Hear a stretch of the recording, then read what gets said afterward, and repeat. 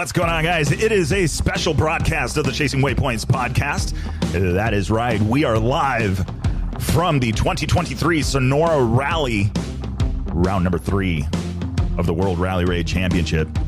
So we are absolutely looking forward to all of the stuff going on at the event and going through it. 5 days of racing, 1 day of prologue. Prologue's the easy stuff. But these episodes are going to be super raw, so I hope you guys are enjoying them or going to enjoy them. We're just going to be doing the sights and sounds. That's right. We're going to be just talking. It's going to be cut interviews straight from the bivouac. What is going on right from there, right in the action. So I hope you guys enjoy and have a good time with it. So don't forget, like, share, subscribe to the episode if you like what you're listening to. If you got any questions, make sure you send me a message on Instagram. If you want to know something from one of the competitors, give me a shout and let's see if we can get them pinned down and get that question answered. You want to know how to get into rally? Let's get those questions out there. Let's see what they think. Anything you guys got, anything you guys want to know, let me know, and I will try and get that for you guys. So absolutely excited. I hope you guys are enjoying the episodes, and let's get to it.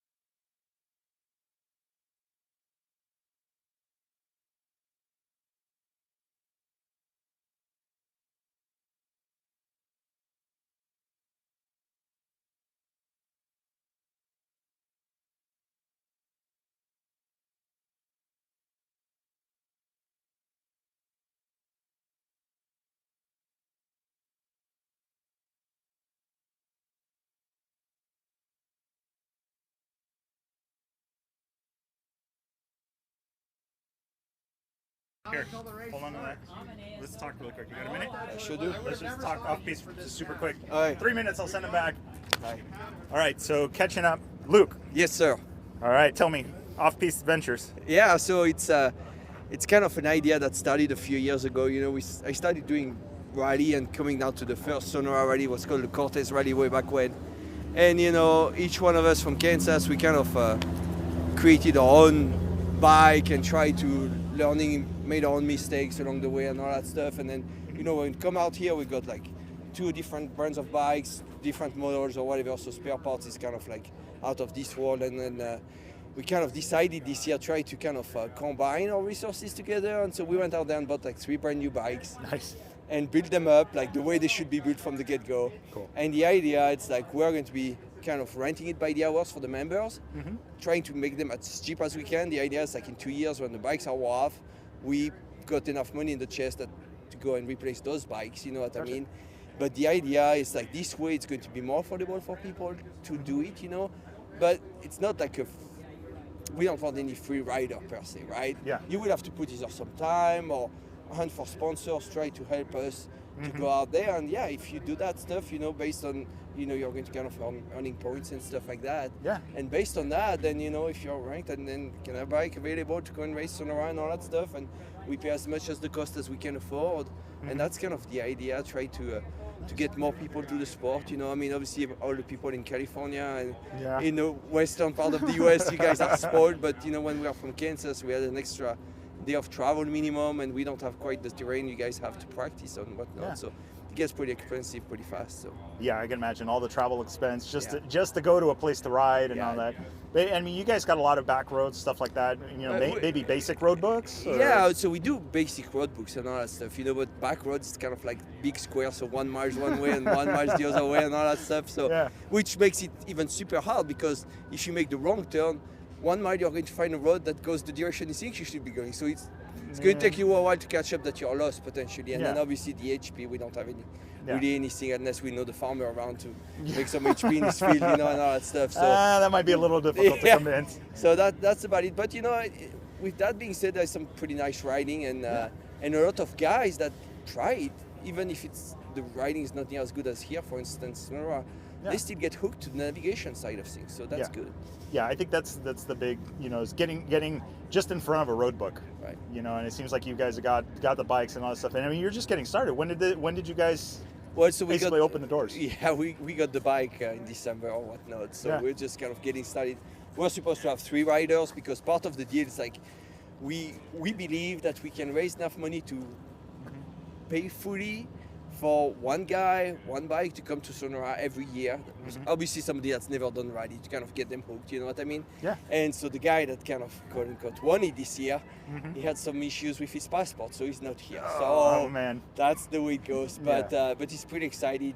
He's going to come to Yellowstone in June. Oh nice. So that'd be good. I think he's hooked, and that'd be fun. And so hopefully we can get more people exposed to the sport, because to be honest with you, I've been trying to get more people since I've started doing it here, and every year a new guy and all that stuff, and it seems like all the guys that tried it, they are still hooked to it. So that's good. It's an expensive sport. I mean, the startup is, but once you really get into it, I mean, I think of Baja and stuff like that. Yeah, definitely. And so the idea is try to make it pretty cheap to get started into it, and at the end of the day, even the guys that are like Matt is doing like 4 or 5 rallies, and he's part of the team, and he's going to be renting the bike, and it's going to be cheaper for him to come through Off Piste Adventure than do it on his own. I mean, that's kind of the idea. Yeah, but share the cost. You know, Matt is putting gobs of hours to build up the bike this winters, and we went after sponsor and all that stuff. So that's kind of the way he did. The more you give into the club, call it whatever you want to, the more you're going to get back, the easier it is for you. So.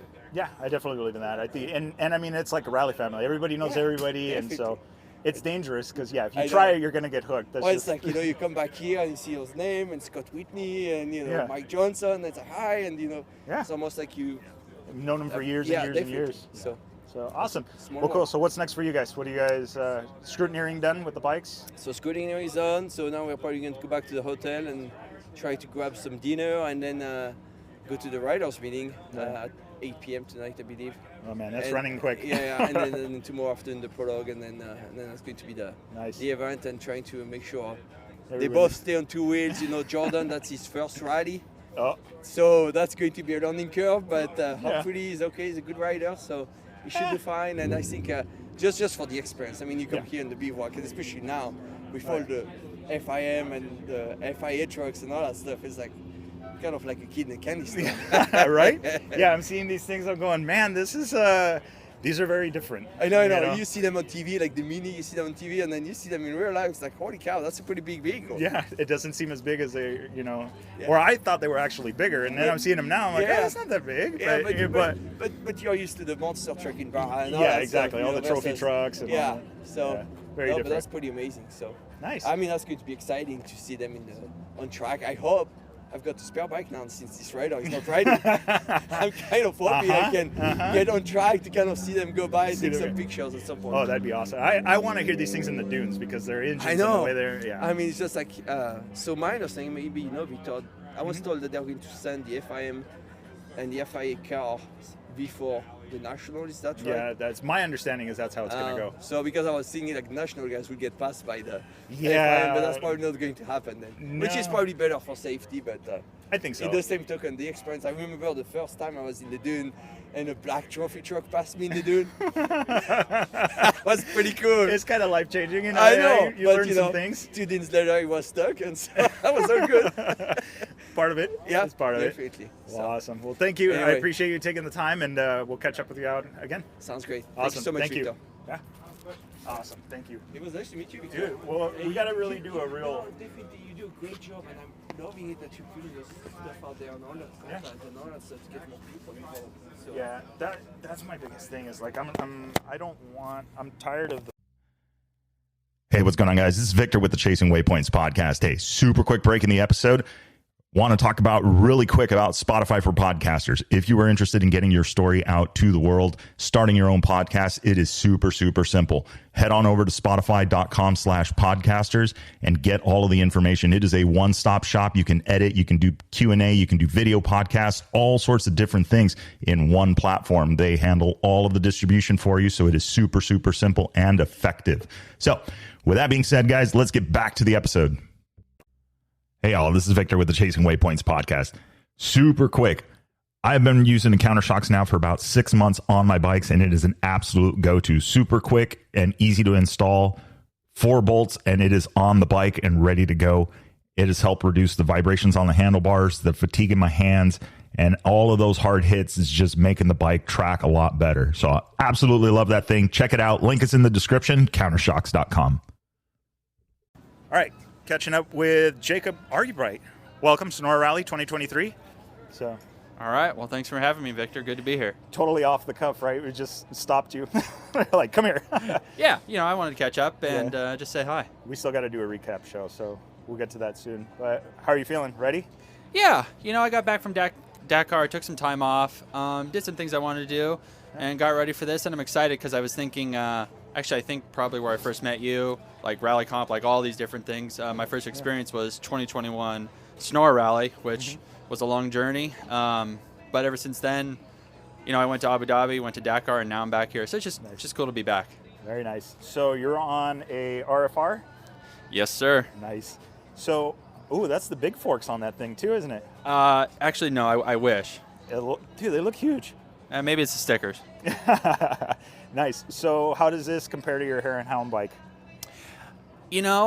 It's definitely a bigger bike. I actually really like it. The Dust Coat team arrived, a couple weeks ago, and we took it out to my normal desert, where I know my normal Hare and Hound bike, and it was cool to ride the big bike. It rides very well. In the bigger hoops, it's a little much, but honestly, it's very smooth. I was happy in the rocks, doing some gnarly stuff, and I loved riding it there. Nice.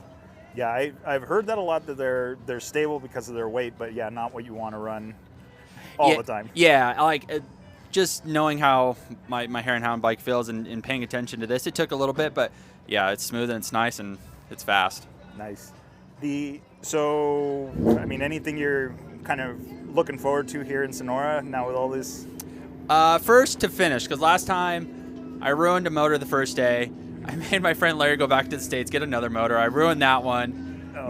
So I was officially out of the race, but Mason loaded me his bike. I rode it for 2 days. I crashed the last day, broke the tower off. So I'm just looking forward to finishing, having fun.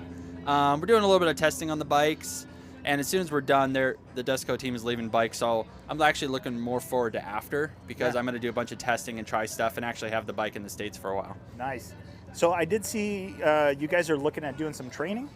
Yeah. See that? Yeah. So Rally Training Center, which is a part of Dustco, is looking to kind of open a second branch here, and they've been so kind to me, taking care of me. I want to help them out, and I like making road books. I like teaching. It helps me, and it's just it's good practice for me. So yes, we are looking to do some trainings. More info will definitely be coming out after Sonora. Nice. Well, yeah, we have the recap show pending, so we'll have it ready for that. Looking forward to it, and kudos to you. I've been listening for a while, and it's nice to listen to. It's fun to listen to, and so just keep on trucking. Well, I appreciate that, and I'm glad we have the same goal: get more people involved in this sport. Yeah, exactly. And on that note, I feel, coming from my background in like Hare and Hound desert racing, and even like there's a Baja crew and there's Hare and Hound like racers, I feel like I even have like a much different viewpoint, and I'm excited to bring that into rally and like try to get people in.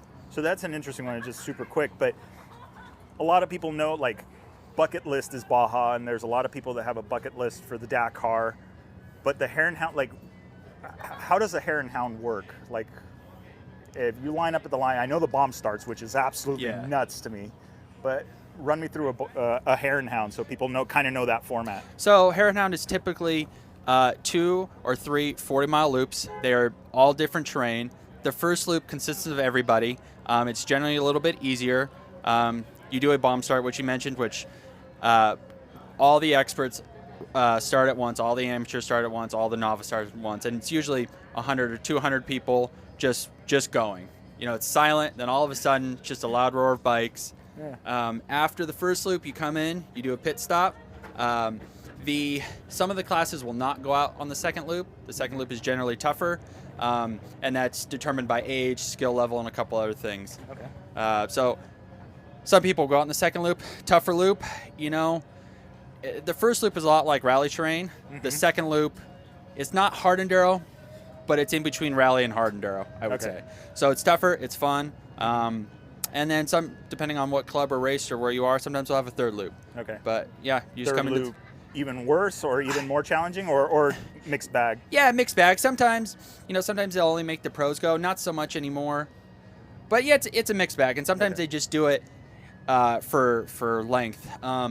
Our longest race is typically Idaho. Now, it's not tough, but it's usually like 100 or 120 miles. Okay. And so that's, like I said, it's the longest race on miles and time.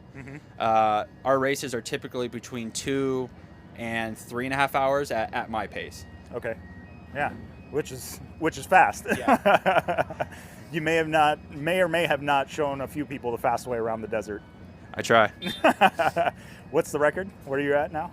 What do you mean? Yeah, your background, wins, championships. I have one National Hare and Hound Championship in 2019. I have one Best in the Desert Championship. I think it was 2016. Nice. One AMA National West Hare Scrambles Championship. 2 overall Vegas Torino wins. So overall, the cars and the bikes, which is pretty cool. Nice. And not easy. I went to ISCE. I didn't finish, but I loved it. Yeah. Second at the Mint 400, which was incredible. Unofficially 5th overall at Abu Dhabi Desert Challenge. Yeah. And 22nd at the Dakar. Nice. Dude, and finish. Yeah, and a finish, yeah. Yeah. So that's, first and foremost. Yeah. Not an easy. But, yeah, I guess on the Dakar note, if anyone wants to go, you should definitely go. It is worth however long it takes you to get there. It's worth every bit of time. Yeah. Well, I'm looking forward to helping share your story, because I think that's really cool. I mean, you come from a racing background. I know there's a lot of people. I get emails all the time of people that are interested in racing. Like, they want to get into rally, but where to start? That's their. Yeah, and I think a lot of us have the same viewpoint on, like, it's a high entry barrier, but once you get into it, it's not that difficult. But just getting into it, it's very daunting. So I feel like all of us, on the WhatsApp rally chat, are like, the vortex. are like trying to get people in, and I think we all have like a good mindset towards it. Yeah, exactly. Well, awesome. Well, I'll let you get going. I know you got more stuff to do on the bike, and you got a riders meeting tonight, right? Oh yeah, I don't even know. I should probably go. But yeah, no, thanks for having me. Good to see you. Nice. Same here. Sweet. Okay, so the other part that